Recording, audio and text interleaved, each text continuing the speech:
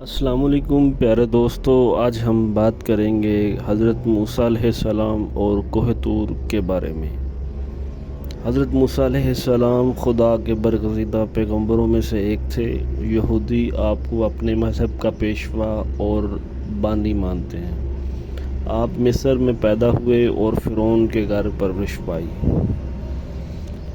کوہ طور یہ وہی مقام ہے جہاں اللہ تعالیٰ نے ایک انسان حضرت موسیٰ علیہ السلام سے بات کی اور گفتگو فرمائی۔ یہی وجہ ہے کہ آپ کو کلیم اللہ کہا جاتا ہے۔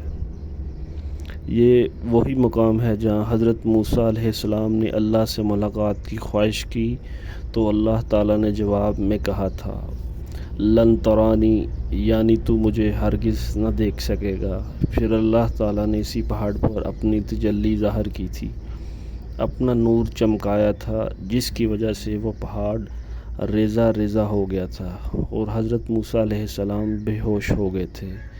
یہ پہاڑ مصر میں آج بھی موجود ہے۔ یہ کوہ طور مصر میں موجود ہے۔ مصر کے دو حصے ہیں۔ آج کل یہ علاقہ مصر اور اسرائیل میں تقسیم ہے اور سینا نما جزیرہ میں یہ پہاڑ کوہ طور واقع ہے۔ یہ وہی خاص پہاڑ ہے جہاں پر حضرت موسیٰ علیہ السلام پر تورات نازل ہوئی۔ اس پہاڑ کو جبل موسیٰ بھی کہا جاتا ہے۔ کوہ طور کے بارے میں دلچسپ معلومات آئیے آپ سے شیئر کرتے ہیں۔ کوہ طور پر چڑھنے کے لیے 4000 سٹیپس ہیں، یعنی کہ 4000 چٹانیں ہیں، جسے آج سے 1000 سال پہلے ایک شخص نے تراشا تھا اور اسے 25 سال لگے تھے اسے تراشنے میں۔ ویکیپیڈیا کی معلومات کے مطابق یہ پہاڑ 7500 فٹ بلند ہے۔ آج کل کوہ طور پر رات کے وقت سفر کیا جاتا ہے کیونکہ کوہ طور پر دن کے وقت بہت گرمی ہوتی ہے، رات کو سردی ہوتی ہے۔